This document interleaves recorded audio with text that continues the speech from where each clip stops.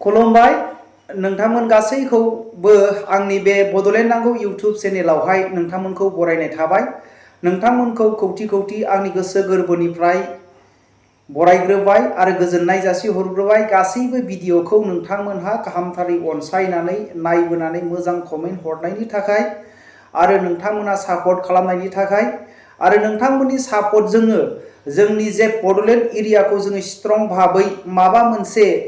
जोङो मोजां बारहावा लाबोनो हानाय बायदि जौगाथाय लाबोनो हानाय बायदि जों साफ्रोमहाबो मोनफा मोनफा दायित्व दं। रायजो राजाफोर जुदि जों भट होआब्लानो बिथांमोनहा दिनै सोरबा देरहानानै राजा जाहैनो हानाय, एमसि-एमएलए जानो हानाय, इएम जानो हानाय, एमपि जानो हानाय, सासे मन्त्रि जानो हानाय खुनु रावहाबो दम गैया रायजो राजाफोर। बिनिखायनो जों गासै बिथिङावहाय दिनै सांग्रां जानानै जोंनि माखासेखौ लिडारफोरखौ जोङो सिद्दा खालामनांगौ। जेखि जोङो पार्टी जाया मानो, इउपिपिएल हान्जाया जा मानो, बिपिएफ हान्जाया जा मानो, दिनैहाय नोंथांमोनहा बुजिखाबाय जादों दिनैनि भिडिअनि बेनारखौ नायनानै। दिनैहाय आङो लाबोनो सानदों इउपिपिएलआ गोदान हिसाबैहाय बेसेबां जोंखौ थगायखो आरो हाग्रामा सरकारा 17 बोसोर रायजो खुंनायावहाय बेसेबां जाख्लबोखो बायप्रुफ हिसाबैहाय माखासे बे आंनि बुंनाय बाथ्रा नङा, आं लिरनाय बाथ्रा नङा,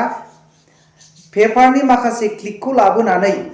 आरो माखासे भिडिअ क्लिप लाबोनानै नोंथांमोननि गेजेरावहाय ससे दान्दिसे नोंथांमोनजों बे माबाखौहाय रिपर्टखौ शेयार खालामनो थाखाय आङो आखायाव लानाय जाबाय।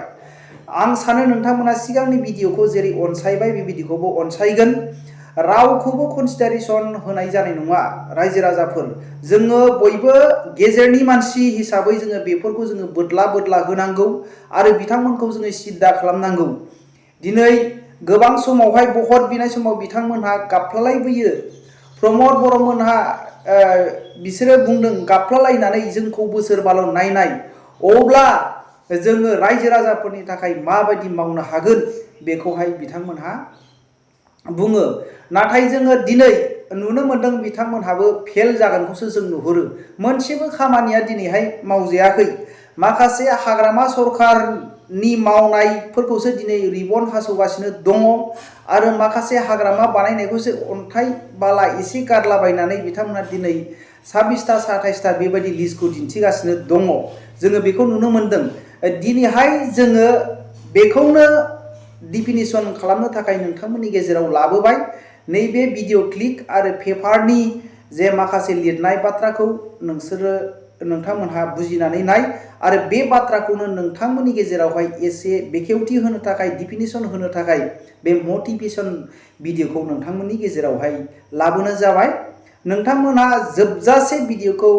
उइदाउट स्किप खालामनानै नोंथांमोनहा नायलांदो, अब्लानो बुजिगोन जोंनि बर' लिडारफोरा जोंखौ माबायदि थगायनानै जोंनि नाम लानानै, जोंनि भट लानानै, जोंनि सापर्ट लानानै, गोबां मुंख्लंफोरनि नाम लानानै मेगनाव मोदै गाबफ्लालायनानै बिथांमोनहा दिनै गावसिनि गिदिर गिदिर गारि गाखोनाय, गावसिनि बेबायदिनो गिदिर गिदिर बिल्डिं लुनाय बेबायदि खामानियावसो मुखुब जाबोनायखौ जों नुदों रायजो राजाफोर। बेखौनो आं नोंथांमोननि गेजेरावहाय शेयार खालामनो थाखाय आखायाव लानाय जाबाय। नोंथांमोनहा नैबे भिडिअ क्लिपखौहाय खोनासंग्रोदो आरो बिनि उनावहाय नैबे आङो लास्टआवहाय होबावगोन पेपाराव जे होदों बे पेपारनि लिरनायखौबो नोंथांमोननि गेजेरावहाय एसे बेखेवथि होगोन। गोबां मानसिफ्रानो एसामिस फरायनो रोङा, बर' मिडियाम, इंलिश मिडियाम फरायनाय मानसिफ्रा, बिनिखायनो बे बाथ्राखौबो नोंथांमोननि गेजेराव लाबोगोन। नोंथांमोनहा खोनासंग्रोदो। जिसिआइ सिट साप्लाइ होनायनि मोनसे केलेंकारि बे जिथु कनिष्क नार्जारि चिरां डिस्ट्रिक्टनि सासे माने कन्ट्राक्टर बा साप्लायार, बिथांनि नामै 3,98,987 6 तारिख जुनाव बिटिसिनिफ्राय फान्ड रिलिज जादोंमोन। ओमफ्राय जोङो मोनथिनो मोननाय बादियै जे खुनु धरनर माने लेन्ड रेभिनिउ डिपार्टमेन्टआव खुनु धरनर बेबादि साप्लाइ जायाखै आरो बेबादि नेचारेल केलामिटिस बा बोथोरजों जायफोर माने खथि जानाय न'खरफोरनो बेबादि थिं रानना होनायनि खुनु माने सार्कोल अफिसफोराव बेबादि थिं सहैनाय जायाखै अब्लाबो माल लायालासेनो जे माने लैंड रेवेन्यू डिपार्टमेंटनि डायरेक्टर धीराज साउदा माने 6 तारिख जुनाव बिटिसिनिफ्राय बेखिनि थाखाखौ लाबोदों आरो लैंड एंड रेवेन्यू डिपार्टमेंटनिफ्राय कनिष्क नार्जारिनो बेखिनि थाखाखौ माने रिलिज खालामना हरदों बा पेमेन्ट खालामदों। खोनाबाय रायजो राजाफोर आरो बे बेनारावबो नुबाय जानांगौ नोंथांमोनहा प्रमद बर'आ बिसिबां जाख्ल'खो आरो हाग्रामाया बिसिबां जाख्ल'खो जोङो बयबो मिथिखागौ हाग्रामा सरकारनि समावहाय गोबां केलेंकारि जाबोदों। दिनै जे पेपाराव नुबाय साननैसो सिगां थांनाय मासावहाय बेबायदि जोङो पेपारावहाय नुनो मोनदों एसामिस पेपारावहाय 24 कौटि 2500 बे 250 कौटि 24,250 कौटि हाग्रामा महिलारिया केलेंकारि खालामदों। दिनै जोङो एग्जाम्पल हिसाबै जों नुदों हाग्रामाया गावनि सेलारिजों बे MRN हस्पिटाल आरो बे बायदिनो गौरां हटेल बेयो सोरनि फैसा जों नुदों ना बिथांमोना एक्सट्रा बिजनेस खालामदों एथ' 17 बोसोरनि गेजेराव बिथाङा मा मावलाङा दिनै रायजो राजाफोर गोबां मानसिफोरा मुंख्लं जालांबाय बै समनिफ्रायनो जे दिनैहाय बिथांमोना मोननांगौ मावनांगौ बे बाथ्राया दिनै रायजो राजाखौ जेसेबां डेभेलप खालामनांगौमोन दिनै जोङो 17 बोसोरनि गेजेराव बेबादि सोलायहोनो हायोमोन। दिनै अरबिन्द केजरीवाल बायदिया स्कुलनि नक्साफोरखौ सावगारिफोरखौ सोलायहोनो हादों। दिनैहाय थांनाय मास नैबे मासनि गेजेरावसो अरबिन्द केजरीवाला बुरि बुरि महिलाफोरनो थाखाय फ्रि 150था एसि गारियाव फ्रियै गाखोनो हानाय बेबायदि कन्ट्रिबिउसनखौ होनो हादों। सोलोंथाइ कारेन्ट दै बेफोरबायदिखौ जुदि फ्रि होनो हादोंब्ला हाग्रामा सरकारा जोंनो मा होनो हालांखो दिनैहाय गोबां मानसियानो थांनाय मासावहाय गुजरातआवहाय गोदोना हाफ्लं जानानै सासे सुबुङा मोनसे कम्पानियाव मावहैदोंमोन गोदोना हाफ्लं जानानै आलाय आथाय थैनो गोनां जाबाय। मोनसे इन्डास्ट्रि गायसनलांखो जुदि जोंनि जायगायावनो माखासे इन्डास्ट्रि गायसनो मोनब्ला प्रमद बर'मोनहा माबामोनहा हाग्रामा महिलारिमोनहा जुदि गायसनलाङोब्ला दिनैहाय गोबांथार मानसिया बेबायदिनो एंगेज जानानै थानो हायोमोन। खमावनो बिथांमोनहा मावनो हायोमोन 17 बोसोराव जाख्ल'लांबाय दिनैहाय जोङो मोनबाय 24,250 कौटि बे थाखाखौ हाग्रामा महिलारिमोनहा जालांबाय। दिनैहाय नायदो आं नैबे फट'खौबो साइडआव होगोन रायजो राजाफोर बे हाग्रामा सरकाराव लुजानाय बोसोरनै आराय बोसोरनि सिगां लुजानाय बे हाइवे न' ना सायाव मोजां फिनिशिं जादों ना सिङाव मोजां फिनिशिं जादों बेफोरबायदि लुदों आरो साननैसो आंनि न' खाथियावनो आगोल लुनानै गालांनाय बारहुंखा बारबानो गिनानै बे न'खौ गारनानै दस्रायाव थाहैनाय बेखौ गिनानै मैया दाख्लैसो सिफायनांबाय बेबायदि खामानि केलेंकारि मावबोदों हाग्रामा महिलारिनियाव। आरो दिनैहाय बिसिनि केलेंकारिखौ नुनानै पेपारा बुंदों रायजो राजाफोर बे पिक्सारा जोंनि सिगाङाव नुजादों रायजो राजाफोर दिनैहाय नैबे कनकेश्वर हाज'वारिया उइदाउट प्रुफ जेबो बाथ्राखौ बुङाखै। बे पेपारखौ आङो एसामिस बेबायदि आङो साफायनो रोङा बे एसामिस पेपारानो बेबायदि तदन्त खालामनानै निया बे CBI तदन्त खालामनानै बे रिपर्ट दिहुननाय रायजो राजाफोर 24,250 कौटि जोंनि सामथिं 17 लाख मानसिफोर दङ 17 लाखनि गेजेराव 17 लाख बर'फोरनो जुदि 1 लाख होब्लाबो बे फैसाया दिनैहाय खामानिया गेदेरथार मावजागोन 24,000 कौटि 250 कौटि बे फैसाखौहाय दिनै हाग्रामाया केलेंकारि खालामलांबाय बेबायदि मानसिफोरनो जोङो सरकार लाबोफिनबावनो नामा रायजो राजाफोर खालि आङो दा BPF सरकारखौल' जावाखै नै दा साननैसो सिगां जोङो नुनो मोनदों 2021 फाइनान्शियल इयार भिक्टिम्सफोरनो माखासे मानसिफोरनो जिआइसि थिं राननानै होनांगौमोन न' गैजायैफोरनो बेबायदिनो इमारजेन्सि हिसाबै माखासे लैंड रेवेन्यूनि जे पैसा फैदोंमोन बेखौहाय दिनै उइदाउट प्रुफ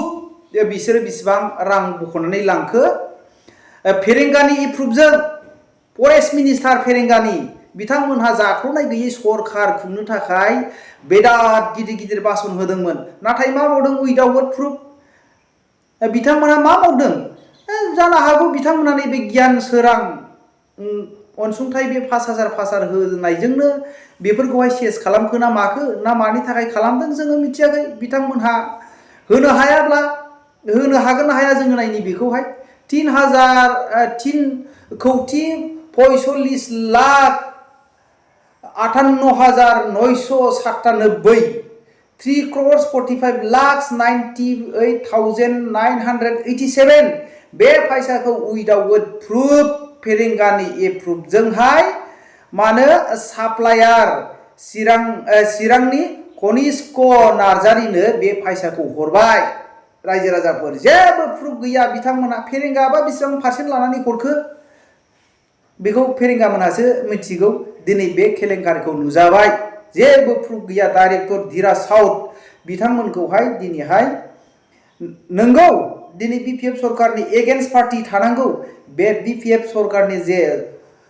बिथाङा दिनैहाय बयबो सिनायखाबाय बे भिडिअनि गेजेरजों बिथाङा दिनै बेखौहाय रोखा रोखा दिनै बुंबाय दिनै बिथांमोनहा बुंदों जाख्ल'नाय गैयै सरकार दानो बेसेबा गिदिर गिदिर भाषण होदोंमोन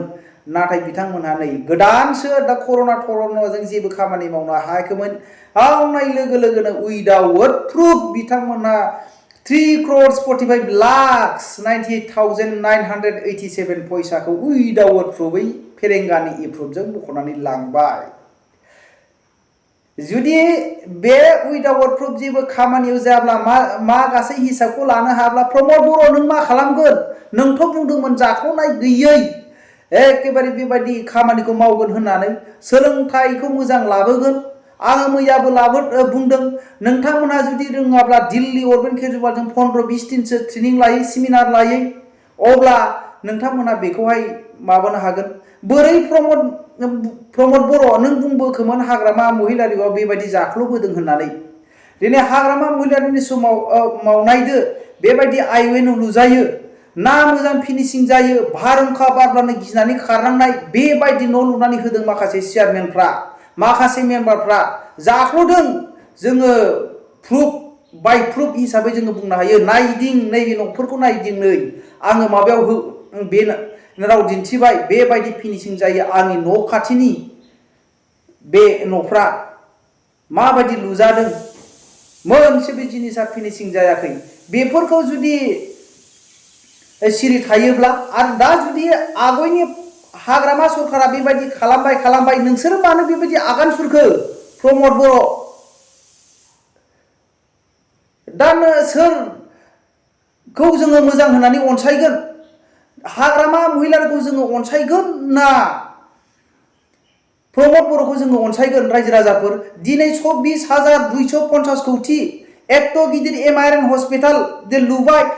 बेफोर सोरनि थाखाय जे लुनांगौ जोंनि गेजेरावहाय बेबायदिनो गेदेर गेदेर मानसि नुजानांगौ नाथाय बेफोरबायदि नोंनि सेलारिजोंहाय बे बिटिसिनि चिफनि सेलारिजों नोङो बेबायदि एमआरएन हस्पिटालखौ लुनो हाबाय नामा ना लन लानानै नोंथाङा बे हस्पिटालखौ लुखो सोंथि फैयो रायजो राजाफोर आरो बे मानो थाखाय पेपाराव ओंखारगो 24,250 कौटि थाखाया बे सोरनि फैसामोन बेलाय नोंथांमोनहा दिनैहाय बेबायदि बेफोरखौहाय बुंनो हागोन बेफोरबायदिखौ बुंनो हागोन बेफोरबायदिनि गासैबो रिपर्टखौ नोंथांमोना होनो हागोन बे बिराद दुखुनांथाव बाथ्रा गोबां मुंख्लंफोरनि थैखौ नोंसोरो दिनै बेसेन होआखिसै गोबां मानसिफ्रा रान्दि जाबोनांदों गोबां मानसिफ्रा मेगनाव मोदै बिमा बिफा गैजायै दाउसा मावरियाफोर बायदि खुनुरुखुम सोरबा देरदों बेफोरनि थैनि बेसेनखौ नोंथांमोना होनो रोङाखिसै गावनि देरनायनि सिमांखौसो नोंथांमोनहा नायनानै दिनैहाय बावगारलांजोब्बाय नोंसोरो बै समाव दङमोन नंगौ जोंनि बर' हारिनि थाखाय नांबोदों नोंथांमोनहा सेक्रिफाइस खालामबोदों नाथाय दिनै बेफोरबायदि सेक्रिफाइस खालामनायखौ बेबायदि खालामनाया अन्नाय जाबाय नोंसोरो इयुन जेनेरेशननि थाखाय बेफोरखौ मावबाय एथबां सम्पति लानानै नोंथांमोना थैनायनि उनाव थैनायाव लांफानो हागोन नामा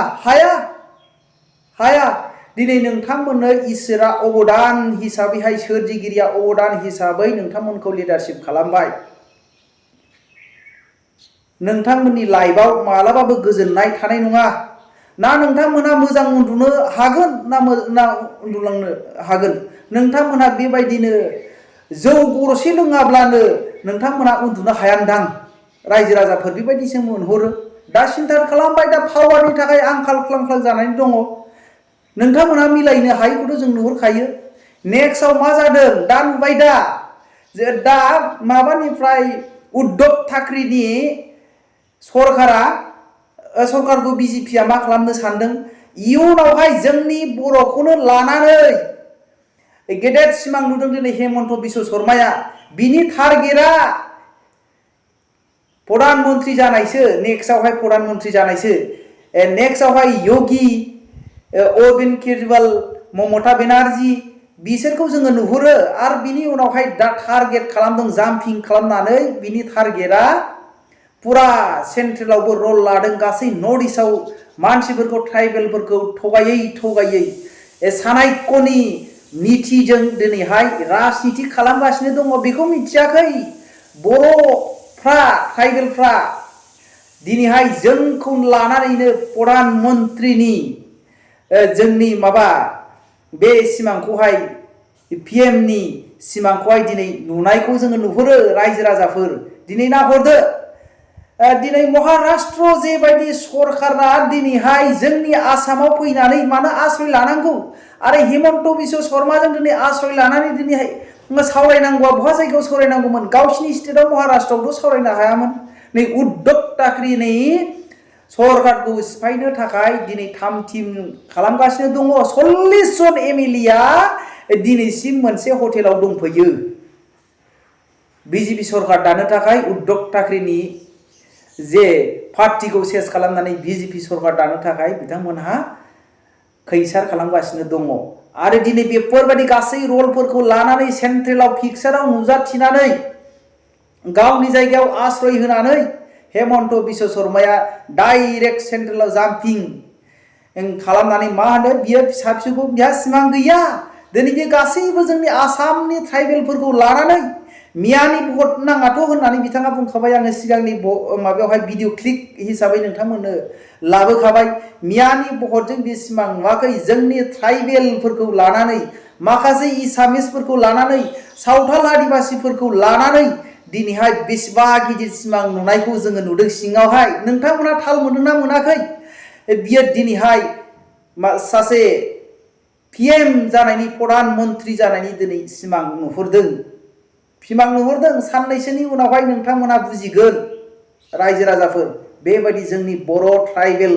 माखासे सावथाल आदिबासि थगायजाबोगासिनो दङ दिनैहाय बेबायदिनो जोंनि गेजेरावहाय माखासे खैसार खालामनानै दाङाबाजि बेबायदिनो बर' खालामनानै दिनैहाय बर'ब्लाबो गावसिनि मोनखायो आरो बर' आरो ट्राइबेल सापर्ट खालामखाबाय दिनैहाय नेक्स्टआवहाय जोंनि बिटिसि आवहायबो प्रमद बर' नों सिट जाया हाग्रामा नों सिट जाया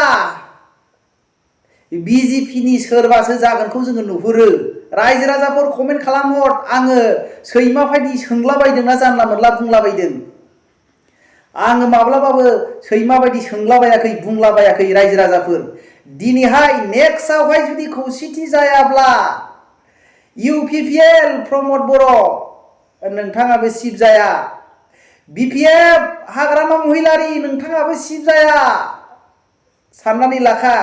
बिजेपिनि सोरबासो माबोरैहाय सिट जाफैगोन रायजो राजाफोर गोसोआव ला जुदि खौसे जायाब्ला बर'आ सिरि मोनाब्ला जोंनि बड'लेण्डआ डिस्ट्रय जेबायदि सिमां नुदोंमोन बड'फानि जे सिमांखौ लानानै जोङो फुल फ्लेजेड दिनैहाय बेबो केलेंकारि खालामो बेबो केलेंकारि खालामो जों सासेखौ दगायनो जोङो नेक्स्टआवहाय रावबो जोङो बिजेपिनोबो भट होनाङा जों सोरबा इउपिपिएलनोबो भट होनाङा जों सोरबा माब्रैहाय बिपिएफनोबो इउपिपिएलनोबो बिजेपिनोबो जोङो माबा होनाङा रायजो राजाफोर खौसे जायोब्ला जों मोनसे शेयारिं हिसाबै बिथांमोना गेलेलायोब्ला जोङो बर'नो होनानै खौसेथिनि मुङावहाय जोङो भट होनांगौ रायजो राजाफोर जुदि बिथांमोना खौसेथि जायोब्ला रावबो गाव गावनि स्वार्थनि थाखाय बर' हारिखौ अनसायनानै सोरबा बिपिएफनोबो सोरबा इउपिपिएलनोबो सोरबा बिजेपिनोबो जोङो भट होनाङा टुटुल बिथांमोननि जे पावारखौ जोङो डिस्ट्रय खालामनांगौ बिथांमोना सासेबो जोंनि रायजो राजानि थाखाय सानग्रा गैया रायजो राजाफोर दानो प्रुफ हिसाबै नुबाय 17 बोसोरनि गेजेरावहाय गावनि सिफियाव सोबोनाय रेकर्ड बियो दिनैहाय 24,250 कोटी हाग्रामा महिलारिया जाख्ल'लांबाय केलेंकारि खालामबाय बे रिपर्टखौ जोङो नुनो मोनो आरो फेरेंगानि थ्रुयै इउपिपिएल सरकारा प्रमद बर' सरकारा 345,997 बे फैसाखौहाय दिनैहाय बख'नानै लांबाय बिथांमोनहा जेबो प्रुफ गैया उइदाउट प्रुफ गैया बेबायदि जादों रायजो राजाफोर मा खालामहैदों जुदि बिथांमोनहा मोजां खामानिनि थाखाय मावहैदोंब्ला मावहैबाय दे ना थांनाय बे इलेक्शनफ्रावसो बिथांमोनहा बाहायहैजोब्बाय माबामोना राकेश ब्रह्ममोनहा बुंदोंना माबानि मा होनो मन्टु बर'नि हाबा जानो बे हाबायाव बाहायहैजोब्बाय नामा जोङो बेखौसो बुंनो गोनां जायोना रायजो राजाफोर बे थांनाय जिरन बसुमतारिनि उफ्रा इलेक्शनावसो बिथांमोनहा बाहायजोब्बाय नामा गोबां मानसिफोरनोथ' बेबायदिनो 500 बेबायदि रानलायनायखौ जों मोन्दों न'खर जे भट बायदों बिथांमोनहा होफैबाय रायजो राजाफोर आंबो मोनजादों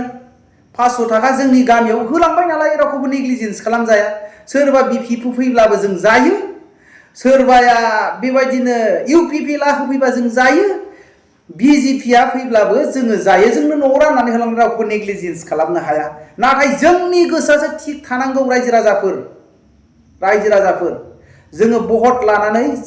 फैसा जानानै जोङो भट होआ सिगांबो जोङो जोंनि माबायावहाय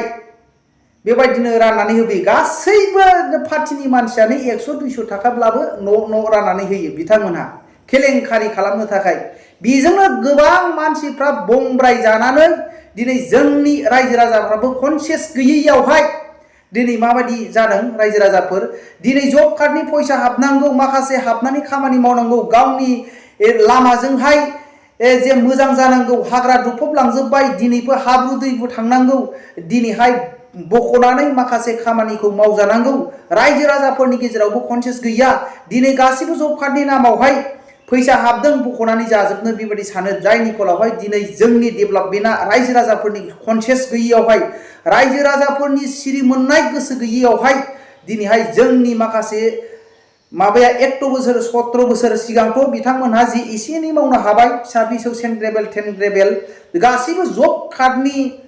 जे एकाउन्ट पासबुक आरो गासै जब कार्डआ चेयारमेनफोरनावसो थाखायोमोन नालाय दयारावहाय बिथांमोनहा मावजोबनो हाबाय नाथाय दानि सरकारनि मानसिया जब कार्डनि खामानिखौ मावनो हानाय नङा बेखौ जोङो नुहुरो मानो थाखाय बिथांमोनहा कम्बाइन खालामनो हाया बिथांमोनहा मोजां बुजायनानै लाबोनो हाया बेबायदि जोङो दुरबलथा सरकारखौ जोङो नुहुरदों रायजो राजाफोर बिनिखायनो माखासे रायजो राजाफोरनि जोङो भुल दङ नेक्स्टआव जेखि जोङो जोंनि बर'नि माखासे माबाफोरखौ बिसोर उथल पुथल जोङो बेबायदि खालामजोबनानै डिस्ट्रय माखासे लिडारफोरनि पावारखौ खालामनानै जोङो खौसेथियाव जोङो लाबोनो टारगेट खालामनांगौ रायजो राजाफोर जे जुदि फैनाय 24नि इलेक्शनाव 25नि इलेक्शनाव बिथाङा मोनहा जुदि खौसे जायाब्ला आंनि साननाय बायदिब्ला सासेबो बिजेपिनि केन्डिडेट सासेबो इउपिपिएलनि केन्डिडेट सासेबो बिपिएफनि केन्डिडेट जोङो देरहा होनाङा रायजो राजाफोर बिथांमोना बेबायदिनो थगायनानै जाबोबाय थागोन बिथांमोननि बिल्डिं बिथांमोननि गिदिर गारि बेबायदिसो सालायबाय थागोन जोंनि माखासे मोननांगौ अनसुंथाइफोरखौ होआलाफैनो बिथांमोना बेबायदि खामानिखौ मावबोबाय थागोन दिनै एकर्डिं टु बे पेपाराव जों नायनानै नुबाय हाग्रामा महिलारिया 24,250 कोटी जाबाय आरो उइदाउट प्रुफ प्रमद बर' इउपिपिएल सरकारा 1,45,98,000 बे फैसाखौ दिनैहाय बख'नानै बबे जायगायाव डिस्ट्रिबिउसन खालामखो बिथांमोनासो मिथिगौ बिथांमोना उनाव मा रिपर्ट होगोन थांनाय 6 तारिख जुनावहाय बिथांमोना बे फैसाखौ रिलिज खालामनानै लांदों लेन्ड रेभिनिउनि फैसामोन बियो गोबां गरिबफोरनो थिं राननानै होनांगौ अनसुंथाइ होनांगौ जिआइ सीट होनांगौ बेफोरबायदिखौ होनांगौमोन डाइरेक्टर धीरा साउथनि एप्रुभजोंहाय बेफोर फैसाखौ लांबाय रायजो राजाफोर दिनैहाय बेबायदिखौ जोङो बेसेबां जोङो भुगिनानै थाबावनो सैसोनानै थाबावनो बेनिखायनो जोङो अरायसम कनसियास जानानै जों कमन सेन्स लाबोनानै जोङो बिसोरखौ जोङो सिद्दा खालामनांगौ रायजो राजाफोर नङाब्ला जोङो अलखदाव दङ जोंखौ लानानैनो गुबुन हारिया दिनैहाय बेसेबा गिदिर सिमां नुगासिनो दङ आरो आङो नेक्स्टआव नुगोन लाबोगोन